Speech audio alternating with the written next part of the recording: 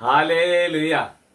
യേശുവേ നന്ദി, യേശുവേ ആരാധന. എൻ്റെ പ്രിയ സഹോദരങ്ങളെ, ആത്മാവിൻ്റെ ദൂത് എന്ന ശുശ്രൂഷയിലേക്ക് യേശുവിൻ്റെ നാമത്തിൽ നിങ്ങളെല്ലാവരും സ്നേഹപൂർവ്വം ഞാൻ സ്വാഗതം ചെയ്യുന്നു. ഒരുമിച്ച് പറഞ്ഞേ ഹാലേലുയ.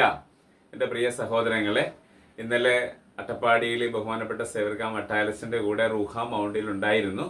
അച്ഛൻ്റെ പ്രാർത്ഥനകൾ പ്രത്യേകമായിട്ട് നിങ്ങൾക്ക് എല്ലാവർക്കും ഞാൻ നേർന്നിട്ടുണ്ട്. അതോടൊപ്പം നിങ്ങൾക്ക് വേണ്ടി ഞാൻ പ്രത്യേകമായിട്ട് പ്രാർത്ഥിക്കുകയും ചെയ്തിട്ടുണ്ട് കേട്ടോ. ഇന്ന് നമ്മളൊരു സ്വർഗസ്നായ പിതാവിൻ്റെ പ്രാർത്ഥന ചൊല്ലി കാഴ്ചവെക്കുന്നത് അനു എന്ന മകളാണ്. ആ മകളുടെ പരീക്ഷയ്ക്ക് വേണ്ടിയിട്ട് നമുക്ക് പ്രത്യേകം പ്രാർത്ഥിക്കാം. അതുപോലെ ലിസിയുടെ കുഞ്ഞ് ന്യൂമോണിയ ബാധിച്ച് ഭയങ്കരമായ ഒരു അവസ്ഥയിലൂടെ പോവുകയാണ്. ആ കുഞ്ഞിൻ്റെ സൗഖ്യത്തിന് വേണ്ടി പ്രാർത്ഥിക്കാം.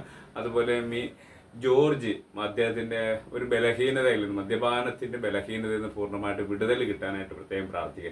ഈ 3 പേരെയും കൂടാതെ ഈ യൂട്യൂബ് ചാനൽ വഴി പ്രാർത്ഥിച്ചുകൊണ്ടിരിക്കുന്ന എല്ലാവരുടെ നിയമങ്ങൾക്ക് വേണ്ടി ഈശോ പഠിപ്പിച്ച പ്രാർത്ഥന നമുക്ക് ഒരുമിച്ച് ചൊല്ലാം.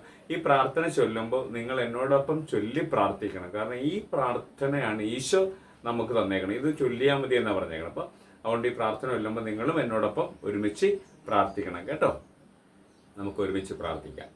സ്വർഗസ്നായ ഞങ്ങളുടെ പിതാവേ, അങ്ങയുടെ നാമം പൂജിതമാകണമേ, അങ്ങയുടെ രാജ്യം വരണമേ, അങ്ങയുടെ തിരുമനസ് സ്വർഗത്തിലെ പോലെ ഭൂമിയിലുമാകണമേ. അന്നു വേണ്ടുന്ന ആഹാരം ഇന്നും ഞങ്ങൾക്ക് തരണമേ. ഞങ്ങളോട് തെറ്റ് ചെയ്യുന്നവരോട് ഞങ്ങൾ ക്ഷമിക്കുന്നത് പോലെ ഞങ്ങളുടെ തെറ്റുകൾ ഞങ്ങളോട് ക്ഷമിക്കണമേ. ഞങ്ങളെ പ്രലോഭനങ്ങൾ ഉൾപ്പെടുത്തരുതേ, തിന്മേന്ന് ഞങ്ങളെ രക്ഷിച്ചുകൊള്ളണമേ. Hallelujah, hallelujah. യേശുവേ നന്ദി, യേശുവേ ആരാധന. ഇന്ന് നമ്മൾ ധ്യാനിക്കുന്ന വചനഭാഗം കൊറിന്തോസുകാർക്ക് എഴുതിയ 1-ാമത്തെ ലേഖനം 15-ാം അധ്യായം 19-ാം തിരുവചനം. ഈ ജീവിതത്തിന് വേണ്ടി മാത്രം ക്രിസ്തുവിൽ പ്രത്യാശ വച്ചിട്ടുള്ളവരാണെങ്കിൽ നമ്മൾ എല്ലാ മനുഷ്യരെക്കാൾ നിർഭാഗ്യരാണ്. ഹാലേലുയ. യേശുവേ നന്ദി, യേശുവേ ആരാധന. ഈ വചനത്തിന്റെ പശ്ചാത്തലം അറിയാലല്ലേ.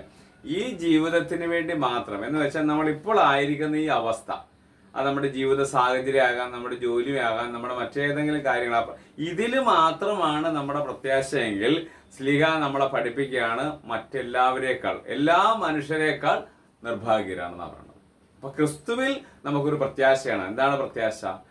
അവനോടുകൂടെ പിതാവാ ദൈവത്തിന്റെ രാജ്യത്തിൽ ജീവിക്കുന്ന, അതാണ് ക്രിസ്തുവിലുള്ള പ്രത്യാശ. ഈ പ്രത്യാശയാണ് നമുക്ക് വേണ്ടത്. കാരണം നമ്മൾ ഏതെങ്കിലും ഒരു കാര്യം നേടിയതിലല്ല നമ്മുടെ പ്രത്യാശ വേണ്ടത്. അതുകൊണ്ട് ഈ നിമിഷങ്ങളിൽ ഈ ടോക്ക് കണ്ട് പ്രാർത്ഥിക്കുന്ന എല്ലാവരെയും പ്രത്യേകമായിട്ട് ഓർത്ത് ഞാൻ പ്രാർത്ഥിക്കുന്നു. പ്രത്യേകിച്ച് ആമുഖത്തിൽ നിയോഗമെടുത്ത് പ്രാർത്ഥിച്ചിരിക്കുന്ന അനുവിനെ പ്രത്യേകം സമർപ്പിച്ച് പ്രാർത്ഥിക്കാം. അതുപോലെ ലിസിയുടെ മോളെ പ്രത്യേകം സമർപ്പിക്കാം. അതുപോലെ ആ ചേട്ടനെ ഓർത്ത് നമുക്ക് ഈശോയുടെ നന്ദി പറഞ്ഞ് പ്രാർത്ഥിക്കാം. എല്ലാ ബലഹീനതകളിൽ നിന്നും, എല്ലാ കുറവുകളിൽ നിന്നെല്ലാം കർത്താവെ അങ്ങയുടെ തിരുരക്തത്തിന്റെ അഭിഷേകം നൽകി എല്ലാവരെയും അവിടുന്ന് അനുഗ്രഹിക്കണമെന്ന് പ്രാർത്ഥിക്കുന്നു. പ്രത്യേകിച്ച് ആശുപത്രിയിലായിരിക്കുന്ന ആ കുഞ്ഞിന് സൗഖ്യം കൊടുക്കണമെന്ന് പ്രാർത്ഥിക്കുന്നു. ആ കുഞ്ഞിന്റെ രോഗത്തിൽ അവിടുന്ന് ഇടപെടണമെന്ന് പ്രാർത്ഥിക്കുന്നു.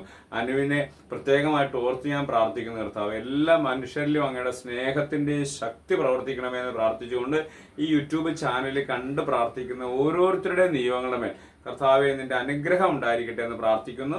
പിതാവിന്റെയും പുത്രന്റെയും പരിശുദ്ധാത്മാവിന്റെയും നാമത്തിൽ ആമേൻ.